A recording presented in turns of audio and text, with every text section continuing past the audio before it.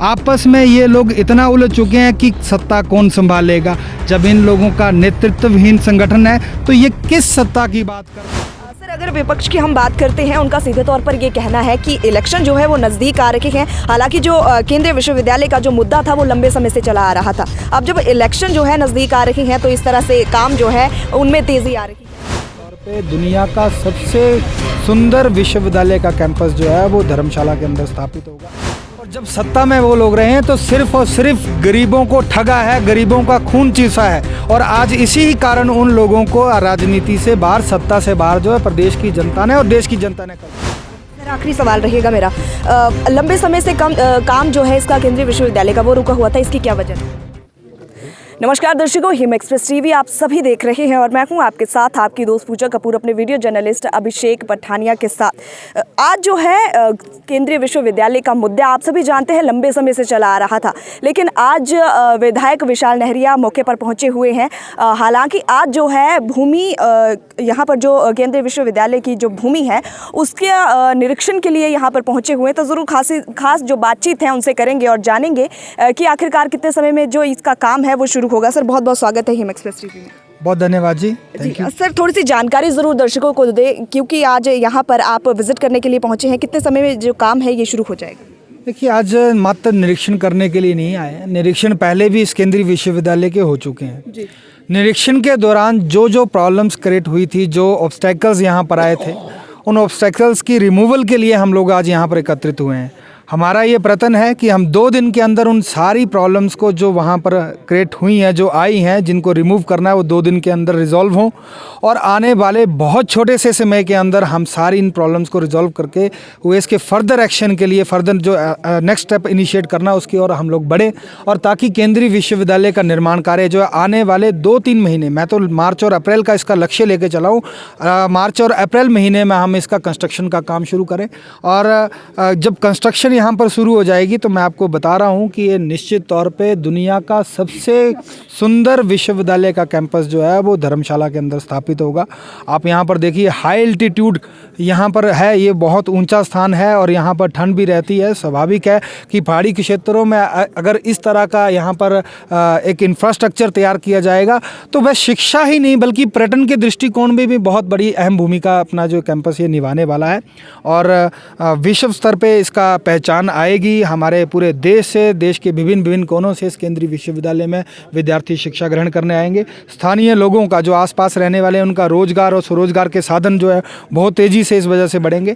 इन सारे विषयों को लेकर हमने ऑलरेडी जो है डिफरेंट डिपार्टमेंट के साथ चर्चा भी करी है। आज तो मुख्यतः यही था कि जो प्रॉब्लम्स हैं वो सभी तुरंत विभाग जो है इमीडिएट 2 दिन के अंदर वर्किंग करें। और आज देखिए, माँ चामुंडा का भी इतना बड़ा हम लोगों को आशीर्वाद है कि मौसम पिछले कई दिनों से ख़राब था। जैसे ही हम लोगों का यहाँ पर विजिट शुरू हुआ तो मौसम भी साफ हुआ, धूप भी निकली, और ये सीधा संकेत है कि हम सारी चीज़ों को ठीक करते हुए जो है विधिवत तरीके से इस केंद्रीय विश्वविद्यालय के निर्माण कार्य के लिए आगे बढ़ रहे हैं जी। सर, इसके साथ अगर बात की जाए, यहाँ से अगर टूरिस्ट पॉइंट ऑफ व्यू से अगर हम बात करते हैं, काफ़ी सुंदर और बहुत ही अच्छी जगह है। इसके लिए क्या कुछ कदम उठाए जाएंगे ताकि जो पर्यटन बाहर से आते हैं उनके लिए भी कुछ देखा जाए? देखिए, ये गाँव कंड करडियाना पंचायत है, साथ में इसके साथ जदरांगल पंचायत लगती है। कंड करडियाना पंचायत के लिए मैंने विभाग के साथ मिलकर, स्थानीय लोगों के साथ मिलकर ऑलरेडी इस गांव की डेवलपमेंट के लिए बहुत काम करने की कोशिश की है।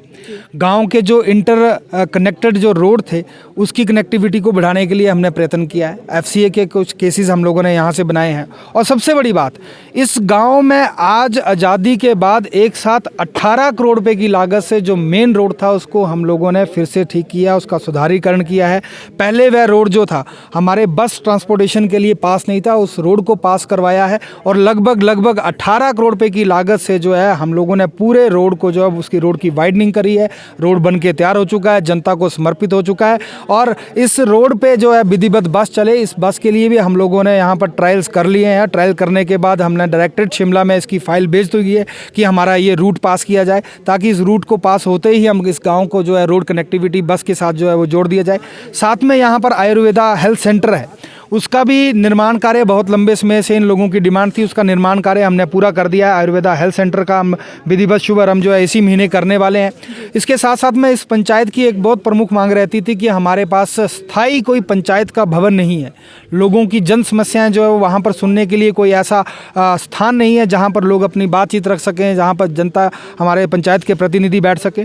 तो आज हमने पैसा एकत्रित करके लगभग 7-8 लाख रुपए की लागत से और एडिशनल फंड देकर जो है इस पंचायत का अपना पंचायत भवन बनाकर तैयार कर दिया, और वो सामने हम लोगों को दिख रहा है। बहुत सुंदर सा हम लोगों ने एक पंचायत भवन यहाँ पर तैयार किया है।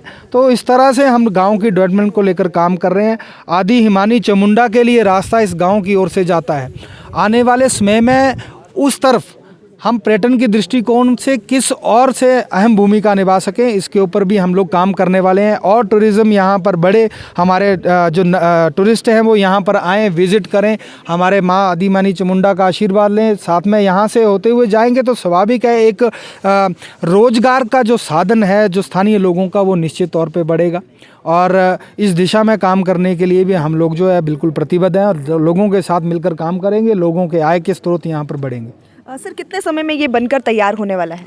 देखिए, अभी कंस्ट्रक्शन शुरू होने के बाद हमारा जो उनकी एजेंसी रहेगी जो उनसे काम करवाएगी, उनका निर्धारित समय होता है। जब कोई टेंडर फ्लोट किया जाता है तो वो वहाँ पर पर्टिकुलर्स ये तय किया जाता है कि हम लोग इतने समय में जो इस काम को कंप्लीट करवाएंगे। उसमें 2-3 चीज़ें रहती हैं जो प्राकृतिक चीज़ें रहती हैं, जैसे मौसम ख़राब हो गया, बारिश होगी, बर्फ़बारी होगी, तो वो टाइम जो डिक्रीज़ किया जाता है। तो जब केंद्रीय विश्वविद्यालय और जो वहाँ की एजेंसी होगी जब वो टेंडर फ्लोट करेगी तो उसमें सारी टर्म्स एंड कंडीशंस होती हैं, और जिस कंपनी को काम मिलेगा, जो कोई व्यक्ति उसमें काम करेगा तो वो सारी टर्म्स एंड कंडीशन को फुलफिल करेगा। वो कंडीशनल होता है, तो वो टाइम वहाँ से होगा। तो मुझे लगता है लगभग जब काम शुरू होगा तो 2-1 वर्ष का हम लोग टेंटेटिव समय लेके चल रहे हैं कि पूरा हमारा जितना भी कैंपस है प्रस्तावित वो तैयार हो जाएगा। जी सर, अगर विपक्ष की हम बात करते हैं, उनका सीधे तौर पर ये कहना है कि इलेक्शन जो है वो नज़दीक आ रखे हैं। हालांकि जो केंद्रीय विश्वविद्यालय का जो मुद्दा था वो लंबे समय से चला आ रहा था। अब जब इलेक्शन जो है नज़दीक आ रही हैं तो इस तरह से काम जो है उनमें तेज़ी आ रही है, इस पर क्या कहना चाहिए? अरे, विपक्ष का मैं बार बार कहता हूँ, उनका काम है बात करना। सत्ता में वो लोग रहे हैं, और जब सत्ता में वो लोग रहे हैं तो सिर्फ और सिर्फ गरीबों को ठगा है, गरीबों का खून चूसा है। और आज इसी कारण उन लोगों को राजनीति से बाहर, सत्ता से बाहर जो है प्रदेश की जनता ने और देश की जनता ने करके रखा है। और जिस तरीके से उनका काम करने का तरीका है, उनको कभी भी जनता जो है भविष्य में मौका नहीं देने वाली है। 60 साल से ज़्यादा इस देश प्रदेश में उन लोगों ने राज किया है, और जब ये इन लोगों ने राज किया है तो सिर्फ अपनी जेबें भरी हैं, अपने रिश्तेदारों की जेबें भरी हैं। और आज इसी कारण से जब सोशल मीडिया का ज़माना आया है, लोगों तक सूचना हर विषय में पहुंचती है, तो लोग जागरूक हुए हैं। लोगों को पता लग चुका है कि कांग्रेस ने सिर्फ लोगों को ठगने का काम किया है, झूठ और मक्कारी के साथ काम किया है, भ्रष्टाचार उन्होंने वहाँ पर मचाया था। इसलिए उन लोगों की बातों पर विश्वास करने की कोई आवश्यकता नहीं है। ये भारतीय जनता पार्टी की सरकार है जिसमें देश में प्रधानमंत्री नरेंद्र मोदी जी ईमानदारी के साथ काम कर रहे हैं, लक्ष्य के साथ काम कर रहे हैं, भारत देश को सुदृढ़ करने का काम कर रहे हैं, भारत की एकता के लिए काम कर रहे हैं। उसी तर्ज पर हिमाचल प्रदेश में माननीय मुख्यमंत्री जयराम ठाकुर जी पिछले 4 वर्षों से ईमानदारी के साथ काम किया, जनहित में काम किया, जनता के लिए कई लाभकारी योजनाएं लेकर आई हैं। और आज उन्हीं का ये सारा ध्येय है जो उन्होंने कंसंट्रेट करके हम लोगों को टाइम टू टाइम मीटिंगें लेकर जो है ये सारी चीज़ों को रिजॉल्व करवाने के लिए हमारा हर कोशिश में उन्होंने हर कोशिश की है कि हमारा साथ दें। और आज उसी कारण हम लोग इसको फाइनल प्रारूप देने जा रहे हैं। तो आप कांग्रेस की बातों पर कोई ध्यान मत दीजिए। कांग्रेस को जनता ने नकार दिया है, लोगों ने नकार दिया है। कांग्रेस की तरफ किसी का अट्रैक्शन नहीं है। ये आपस में लड़ रहे हैं, आपस में ये लोग इतना उलझ चुके हैं कि सत्ता कौन संभालेगा। जब इन लोगों का नेतृत्वहीन संगठन है तो ये किस सत्ता की बात करते हैं। और जब ये लोग सत्ता में खुद रहे हैं तो अपने समय की बातें करें। जो आज इन्होंने प्रदेश में क्रिएट कर रखी हैं, जिन प्रॉब्लम्स को इन लोगों ने खड़ा किया, आज उन्हीं प्रॉब्लम्स के ऊपर बोल रहे हैं कि हम सत्ता में आएंगे तो हम इन सारी चीज़ों को रिजॉल्व करेंगे। अरे, दुनिया अब पढ़ चुकी है, पढ़ी लिखी है, जागरूक है।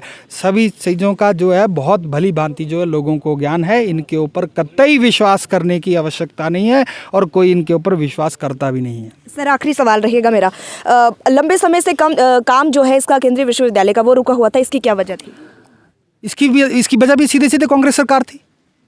देश में यूपीए की सरकार थी। 2010 में केंद्रीय विश्वविद्यालय धर्मशाला को मिला, उस समय केंद्र में यूपीए की सरकार थी। और हिमाचल प्रदेश के अंदर 2012 के बाद ये लोग 5 साल सत्तासीन रहे। और आप देखिए 2014 तक केंद्र में यूपीए की सरकार थी, तो 2 वर्ष का कार्यकाल इनके पास भी था।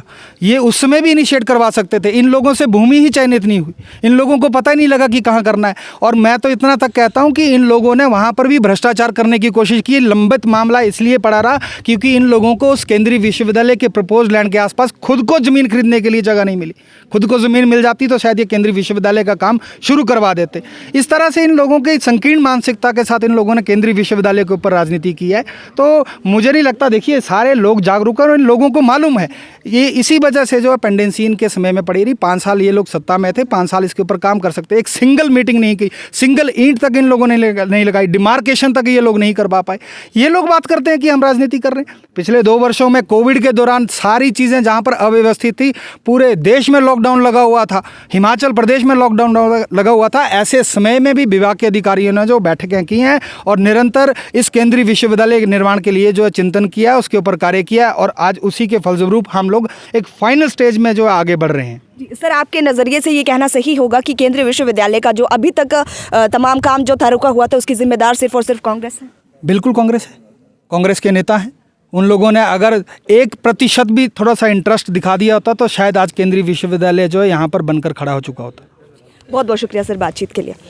जी हाँ, सीधे तौर पर बातचीत जो है विधायक विशाल नहरिया से हमने की है और बिल्कुल जानने की कहीं ना कहीं कोशिश भी की है कि अभी तक जो काम था वो लंबे समय से केंद्रीय विश्वविद्यालय का रुका हुआ था। अब कहीं ना कहीं जो उम्मीदें हैं वो बिल्कुल कहीं ना कहीं जग रही है और बिल्कुल देखने वाली बात होगी कि कितने समय में अब जो है भारतीय जनता पार्टी ने और विधायक विशाल नहरिया ने जो मोर्चा है उठाया हुआ है, तो ज़रूर देखेंगे कि कब तक तमाम काम जो है वो शुरू होता है। फिलहाल देश प्रदेश की हर छोटी बड़ी खबर के लिए हिम एक्सप्रेस टीवी के साथ जरूर बने रहे।